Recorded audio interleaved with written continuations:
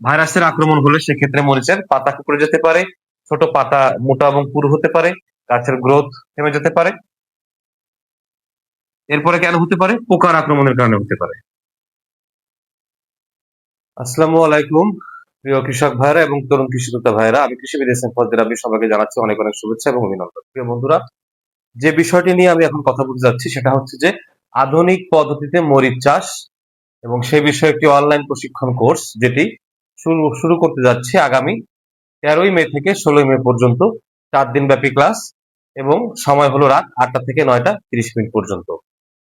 এবং এই অনলাইনে কোর্সটির জন্য আমি রেজিস্ট্রেশন ফি নির্ধারণ করেছি। সেই রেজিস্ট্রেশন ফি হচ্ছে মাত্র 200 টাকা। আমার এই ভিডিওর স্ক্রিনে যে মোবাইল নাম্বারটি দেওয়া আছে সেই মোবাইল নাম্বারে অথবা সেই নাম্বারে হোয়াটসঅ্যাপ খোলা আছে, হোয়াটসঅ্যাপে হোক আপনি যোগাযোগ করতে পারেন আমার সঙ্গে, এবং সেভাবে যোগাযোগ করে এই নাম্বারে বিকাশ অ্যাকাউন্ট খোলা আছে, সেই অ্যাকাউন্টে আপনি 200 টাকা দিয়ে আপনার নাম ঠিকানাগুলো আমাকে হোয়াটসঅ্যাপে দিলে আমি আপনাকে রেজিস্ট্রেশন করে নিব এবং সঠিক সময়ে অনলাইনের মাধ্যমে আমাদের কোর্সটি আমরা শুরু করতে যাব। প্রিয় বন্ধুরা, গুরুত্বপূর্ণ দু একটি বিষয়ে একটা কথা বলি যে মরিচ চাষ এটা আসলে আমাদের দেশে অনেক প্রাচীন একটি মশলা জাতীয় ফসলের চাষ।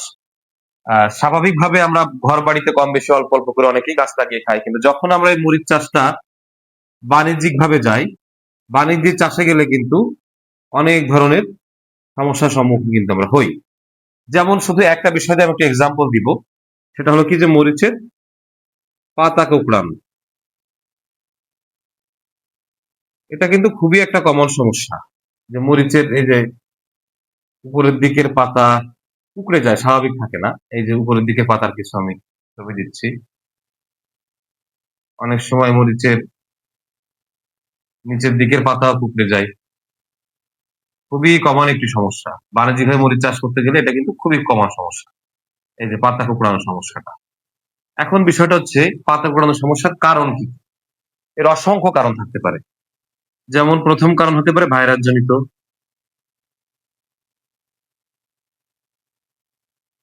ভাইরাসের আক্রমণ হলে সেক্ষেত্রে মরিচের পাতা কুঁকড়ে যেতে পারে, ছোট পাতা মোটা এবং পুরু হতে পারে, গাছের গ্রোথ থেমে যেতে পারে। এরপরে কেন হতে পারে? পোকার আক্রমণের কারণে হতে পারে। পোকার আক্রমণ বলতে কি কি পোকার আক্রমণ হতে পারে? বিশেষ করে সাদামাছি, থ্রিপস, জ্যাসিড, এগুলোর আক্রমণের কারণে কিন্তু পাতা কুঁকড়ে যেতে পারে। রোগের কারণে হতে পারে। রোগ বলতে কি কি রোগ? ছত্রাক অথবা ব্যাকটেরিয়া জনিত রোগ। এই দুটা যে কোনো একটা হলেও কিন্তু মরিচের পাতা কুঁকড়ে যেতে পারে। কি হতে পারে? পুষ্টির ভারসাম্যহীনতা, যাকে আমরা বলি নিউট্রিয়েন্ট ইমব্যালেন্স।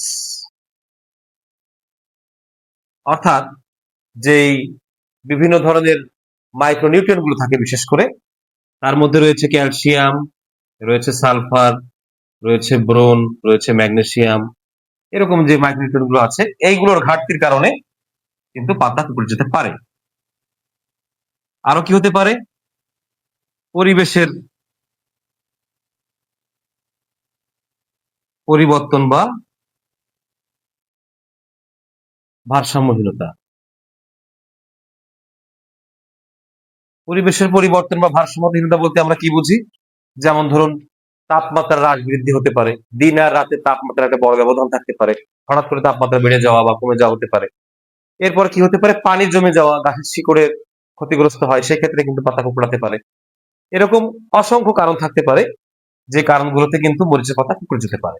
তো শুধুমাত্র পাতা কুঁকড়ানো দেখেই কিন্তু আমরা যে যার মতো করে একটা এর মধ্যে যে করে একটা চিন্তা করে আমরা সেই অনুযায়ী ট্রিটমেন্ট দিই, তখন কিন্তু কাজ হয় না।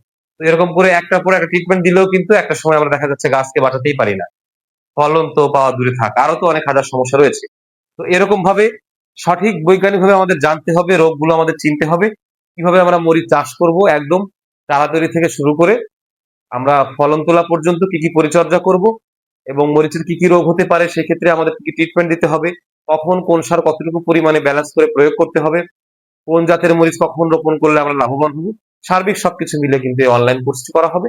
সুতরাং আপনাদেরকে আমি প্রস্তাবনা জানাচ্ছি যে আপনারা যারা বাণিজ্যিকভাবে অন্তপক্ষে এই বৈজ্ঞানিক পদ্ধতি অনুসরণ করে মরিচ চাষ করে লাভবান হতে চান তারা এই কোর্সটিতে অংশগ্রহণ করতে পারেন।